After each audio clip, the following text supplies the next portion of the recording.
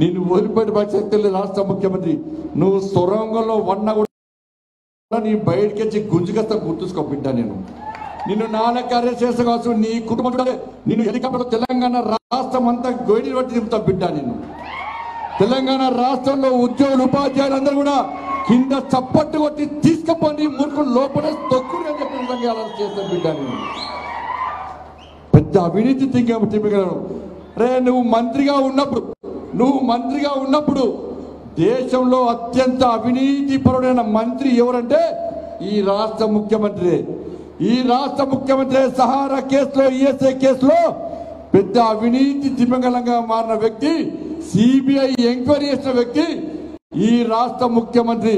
అవగాహనలో భాగంగానే ఇదే మీరు ఇంట్లో WWF అని టీవీలలో ఒకటి వస్తుంటుంది చూడు. ఒకటి వీడు గుద్దినాక ఒకటి వాడు గుద్దుతాడు, వాడు ఎగిరి తనినాక వీడు ఎగిరి తంతాడు. మొత్తం డాష్ మేనేజ్మెంట్, స్టేజ్ మేనేజ్మెంట్ అంటారు కదా. ఈ ప్రెస్ మీట్లు వీళ్ళందరూ పేపర్ టైగర్లు. ఒక్కడన్నా క్షేత్రస్థాయిలకు పోయిండా? ప్రెస్ మీట్లు, టీవీలు, పేపర్లు, ఫోటోలు, ఇవి ఇంతకు మించి ఏమన్నా ప్రయోజనం చేకూరిందా?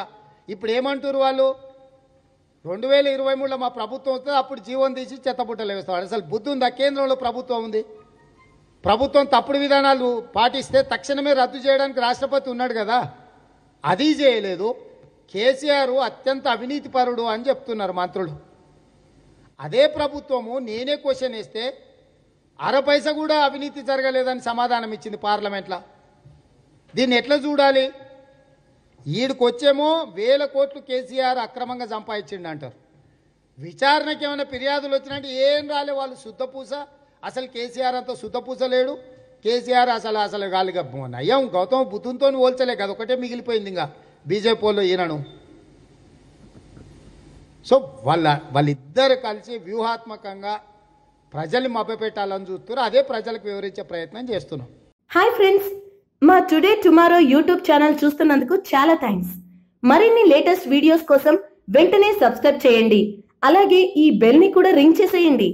మా నోటిఫికేషన్స్ అన్ని మీ మొబైల్లో వస్తాయి. అలాగే మా వీడియోస్ మీకు నచ్చితే లైక్ చేయండి, షేర్ చేయండి, నచ్చకపోతే కామెంట్ చేయండి.